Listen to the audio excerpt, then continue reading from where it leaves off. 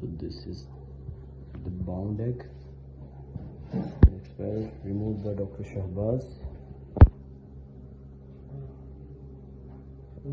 So doctor, can you tell me what can be the causes of egg binding?